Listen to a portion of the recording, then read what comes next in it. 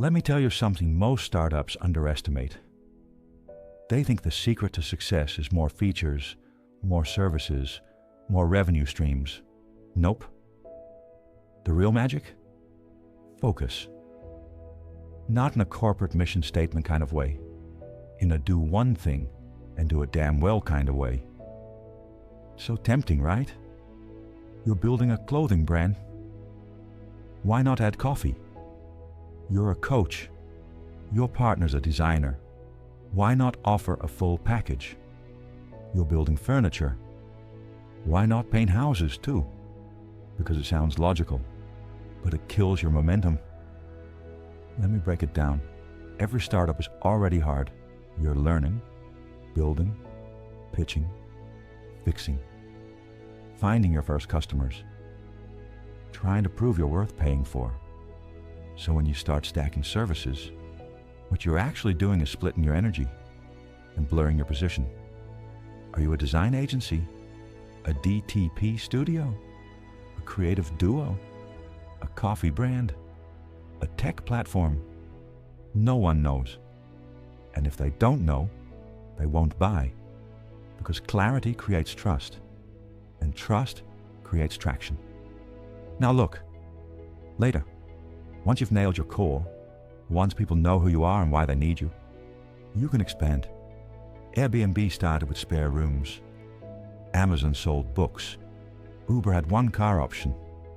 Apple had one Mac. Instagram was just photo sharing. Google had a box, and Tesla? One car. But it all started the same way. Laser-sharp focus. Are there exceptions? Sure.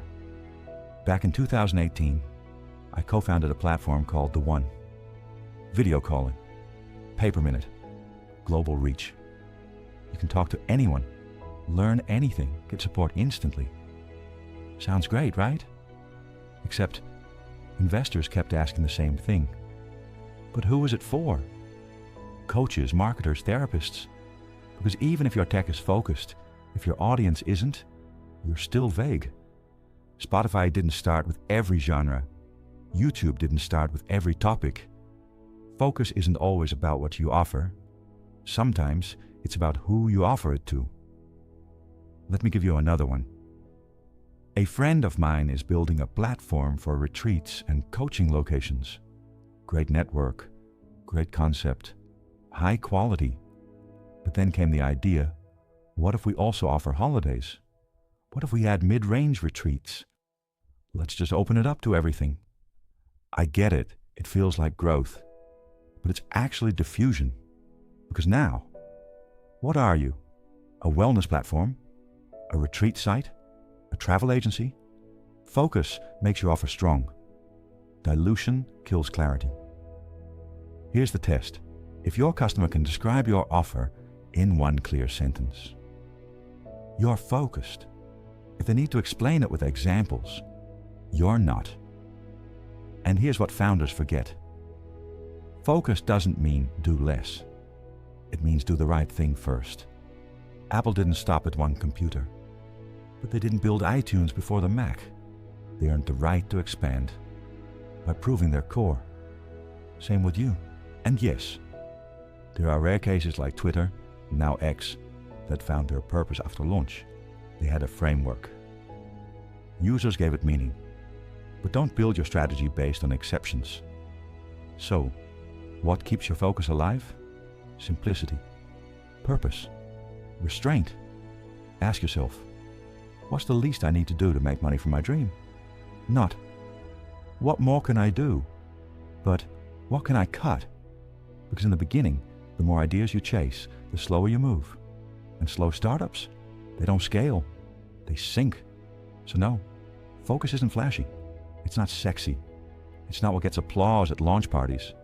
But it's what gets you to product market fit, to actual customers, to real growth. So here's the spell. Hocus, pocus, focus. Do one thing, do it well, then earn the right to do more. Let me take this one step deeper. Because focus isn't just about what you offer.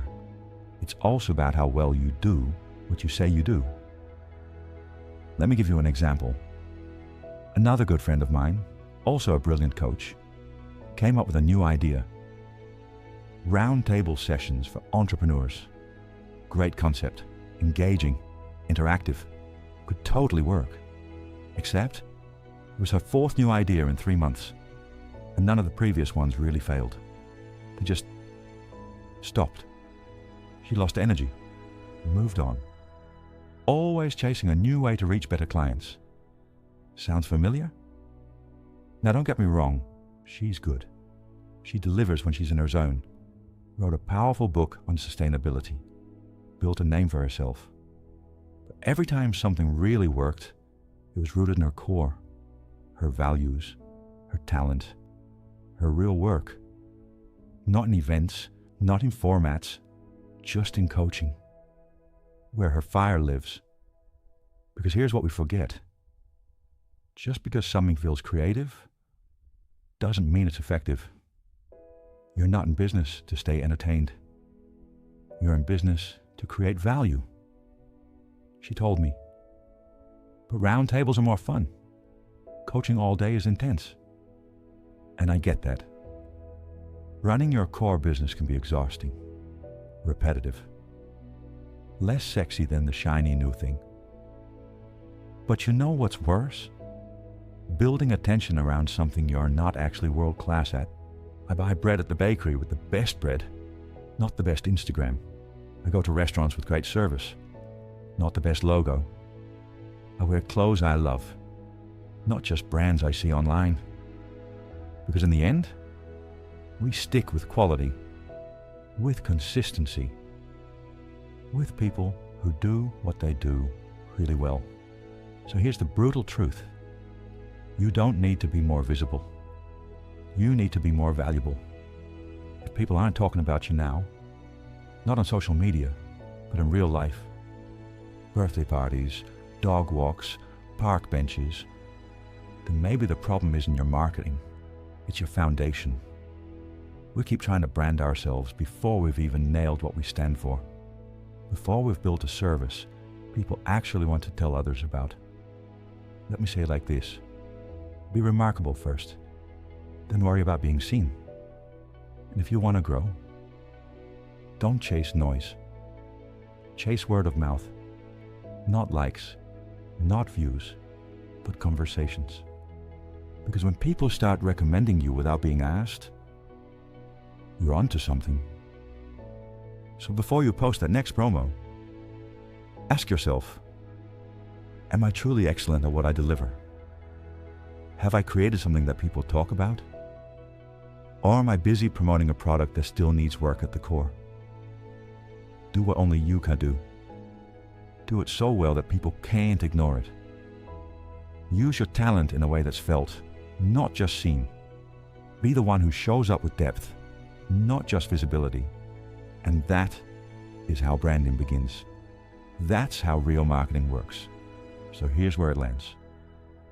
Before you build a brand, become someone worth talking about. Not loud, but clear. Not everywhere, but unforgettable where it counts. Master your craft. Deliver the hell out of it. Let the quality speak before your content does.